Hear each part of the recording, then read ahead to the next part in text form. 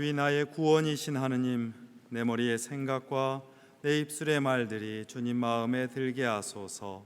아멘.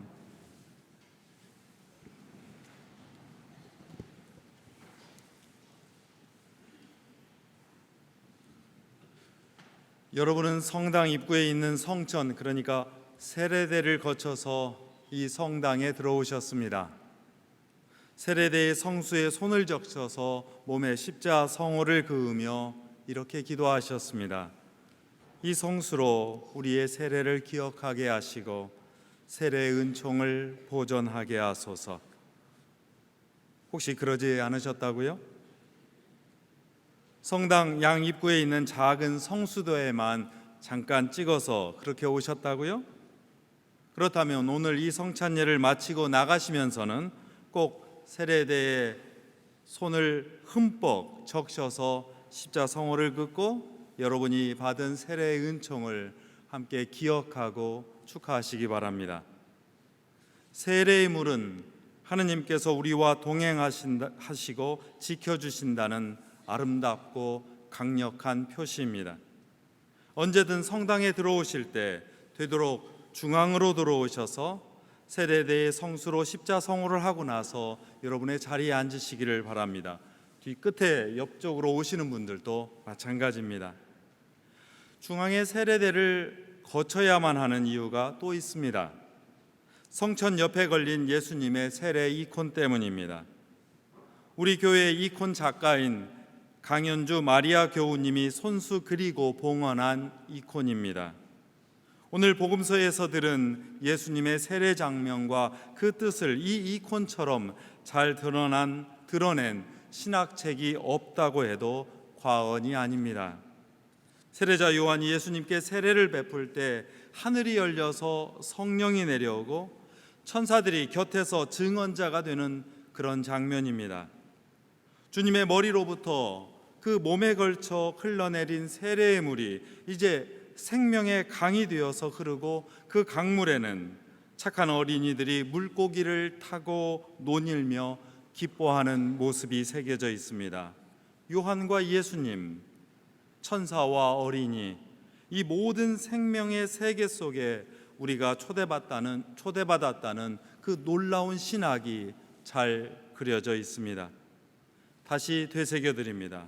성당에 조금 일찍 나오셔서 먼저 중앙의 세례들을 향하시고 기도하는 마음으로 세례 이콘을 살피신 다음 다시 몸을 돌려서 세례대의 성수에 손을 적셔 성호를 하며 기도해 주십시오. 주님, 이 성수로 우리의 세례를 기억하게 하시고 세례의 은총을 보존하게 하소서.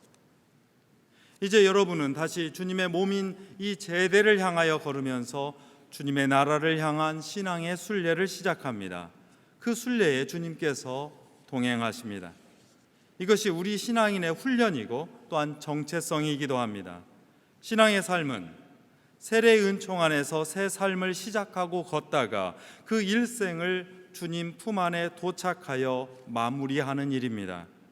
오늘 주님께서 몸소 세례를 받으시면서 세례 성사를 세우신 뜻이기도 합니다. 세례에 관한 우리의 오해를 조금 짚어봐야 할 것 같습니다. 세례는 단지 죄를 씻는 그런 종교적인 예식일까요? 세례를 육신의 목욕처럼 영혼을 씻어서 죄를 벗는 방법으로 생각하고는 합니다. 죄라는 어떤 더러운 물질을 털어낸다는 뜻으로 세례를 생각하면 그 뜻이 좁아지고 오해하기 쉽습니다. 세례는 세례자 요한 이전부터 있었던 종교적 의식이었습니다. 어떤 일을 할 때 마음을 정화하겠다는 다짐으로 또는 예배를 드릴 때 목욕 재개하는 마음으로 몸을 씻는 예식이었습니다.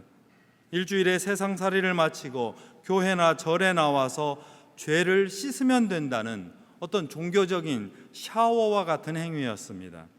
자기 자신을 위한 그런 행동이었죠. 그러나 이 요한은 이 관습을 아주 철저히 끊어냅니다. 매번 죄짓고 씻고 하기를 되풀이하지 말라고 했습니다. 한번 세례를 받은 이상 다시는 죄를 짓지 말고 행실로 회개의 징표를 보이라고 했습니다. 행실로 보이는 회개는 세상에서 다른 이들을 이롭게 하라는 뜻이기도 합니다. 자신만이 아니라 다른 사람을 생각하며 살라는 요청입니다. 그러나 세례자 요한의 세례도 여기에 머문 감이 있습니다. 심판을 피하려거든 회개하고 세례를 받으라는 뜻이 강했습니다. 여전히 자신에게 넘어올, 자신에게 닥칠 징벌을 피하려는 그런 생각이 강했습니다. 이런 식이라면 죄 없는 예수님이 굳이 세례를 받을 필요가 없었습니다. 그러나 예수님은 요한에게 와서 세례받기를 자청하시고 세례의 뜻을 완전히 뒤바꾸기 시작하십니다. 무엇보다도 하늘에서 들려오는 목소리의 성격이 완전히 달라졌다는 점을 여러분 눈여겨봐 주십시오. 예수님이 이전에는 하늘에서 들려오는 소리는 늘 두려운 소리였습니다. 죄를 묻고 심판을 경고하는 목소리여서 사람은, 특별히 죄를 지은 사람은 공포에 떨어야 했습니다. 우리와 천둥처럼 무서웠고 그 음성 앞에서 머리를 들 수 없었습니다.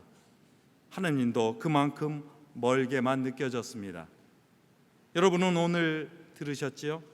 하늘에서 새롭게 들려오는 음성이 이처럼 부드러울 수 없습니다.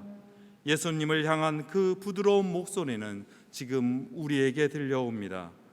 너는 내가 사랑하는 딸, 내 마음에 드는 아들이다. 예수님의 세례는 하느님과 예수님의 관계가 무엇인지를 천명하는 사건입니다. 이 친밀한 관계가 예수님을 믿는 우리에게도 펼쳐진다는 그런 이야기입니다.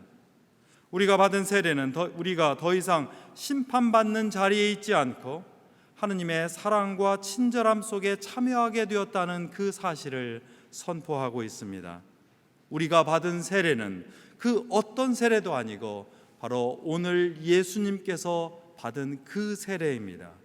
우리가 받은 세례는 예수님의 세례입니다.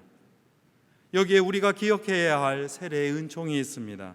그 세례는 사랑과 포옹의 목소리와 함께합니다.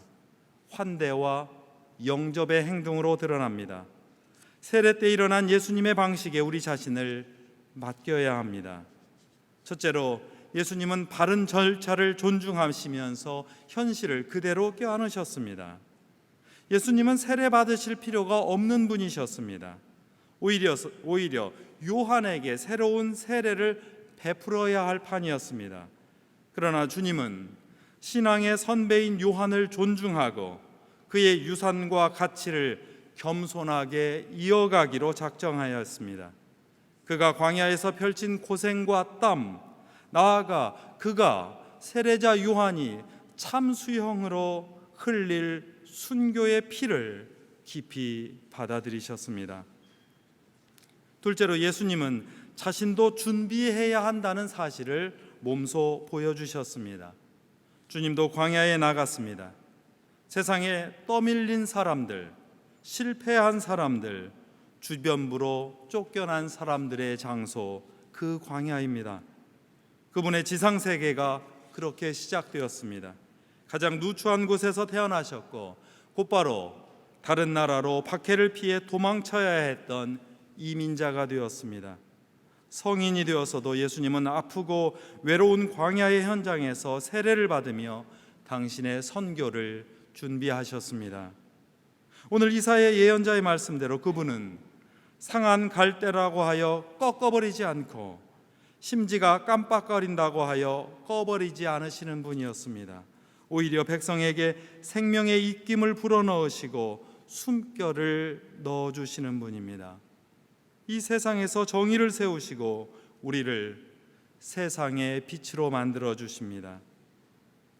셋째로 예수님은 이 멋진 세례의 사건을 당신의 영광으로 독차지하지 않으셨습니다.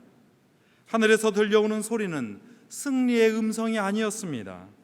그를 응원하고 있는 천사들도 환호성을 지르기보다는 지긋하게 주님을 응원하면서 새로운 삶의 증언자와 목격자로서 그 자리를 지키고 있을 뿐이었습니다. 하느님께서도 낮고 조용한 목소리에 사랑과 당신의 마음을 실어서 그분의 머리에 부어주셨습니다. 예수님께서 사람들 사이에서 펼치실 그 사랑과 친절, 겸손과 희생으로 오히려 그것을 당신의 영광으로 삼으셨다는 말입니다. 예수님의 세례광경은 주님의 겸손함으로 자신을 넉넉하게 만드셔서 더 많은 사람을 품으시겠다는 다짐입니다. 그러니 세례를 받은 우리도 새로운 신앙의 결단으로 이 성당에 찾아오는 이들을 겸손하고 넉넉하게 맞아들이라고 하는 당부입니다. 베드로는 로마의 백인대장 고르넬리오를 만나서 서로 환대하면서 새로운 선교의 역사를 만들었습니다.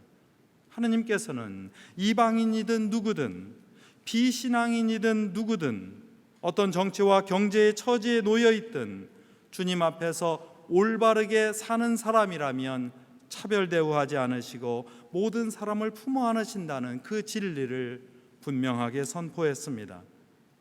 그러니 주님의 세례는 사람을 향하여 정죄하거나 심판하지 않고 그가 누구든 하느님의 사랑하는 딸이요 마음에 드는 아들인 것을 오히려 선포해주고 긍정해주고 그들과 더불어서 하느님을 향한 순례의 길을 걸으라는 초대입니다. 오늘 우리는 이렇게 주님의 세례를 나누고 있습니다. 세례는 옛 사람이 죽는 예식입니다. 예수님의 세례는 인간이 하느님과 맺었던 잘못된 과거의 관계를 끊어냅니다. 과거 우리가 하느님을 떠났던 일에서 돌아오는 행동입니다.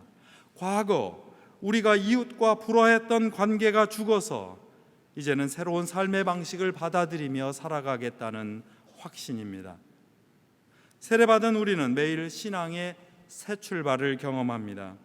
오늘 여러분처럼 하느님께 돌아오고 다른 사람들과 화해하는 관계에 들어서는 일이 바로 우리의 세례입니다. 우리가 세례로 죄를 용서받았다는 사실은 하나님과 회복된 관계를 누리고 우리 인간 사이의 용서와 화해를 살아가는 행동으로만 확인될 수 있습니다. 모든 관계는 우리 자신의 의지로 변화되지 않는다는 사실을 기억해 주십시오.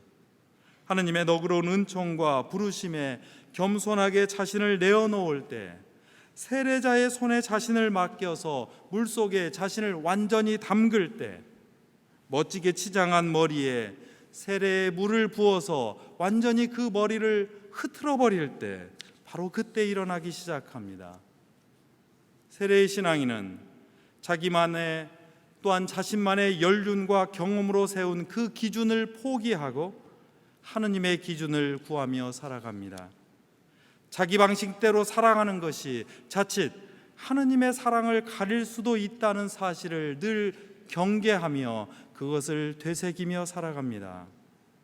자신의 의로움으로 남을 판단하고 강요하는 율법을 포기하고 하느님의 너그러운 은총을 믿고 세상의 죄인들과 아니 죄인인 자신과 함께 많은 이들과 걸어갑니다. 세례로 새 생명을 얻은 신앙인은 이제 죽음의 공포에 혹은 심판의 공포에 조바심을 내지 않습니다. 예수님께서 주신 영원한 생명의 약속을 믿으며 의연하게 평화를 누리고 이로써 다른 이들을 위로하면서 살아갑니다. 그 순례의 끝에서 우리는 주님을 만나고 하느님 나라의 품에 들어갑니다. 이처럼 세례는 우리 내면에서 시작되어 우리의 삶으로 완성되어 가는 과정입니다. 신앙인의 한평생은 세례의 은총 그 자체입니다. 주님은 바로 그 세례의 은총을 우리에게 전하시려고 몸을 낮추어 기꺼이 세례를 받으셨습니다. 심지어 고난의 세례인 십자가의 순환을 겪고 죽음으로 낮아지셨습니다. 그 끝에 다시 부활의 영광으로 일어서셔서 몸소 그 영광을 우리와 함께 나누셨습니다. 무겁게 입을 다문 그 하늘이 갈라지면서 사랑스럽고 평화로운 음성이 들려옵니다. 우리는 더는 죄인이 아니라는 선포입니다. 우리는 부활하신 예수님처럼 그렇게 일어서고 높아졌습니다. 우리는 하느님의 딸과 그리고 하느님의 마음에 드는 아들이기 때문입니다. 그 축복, 그 친절함, 그 세례의 은총이 지금 이 자리에 여러분에게 선포됩니다. 성부와 성자와 성령의 이름으로 하였나이다. 아멘.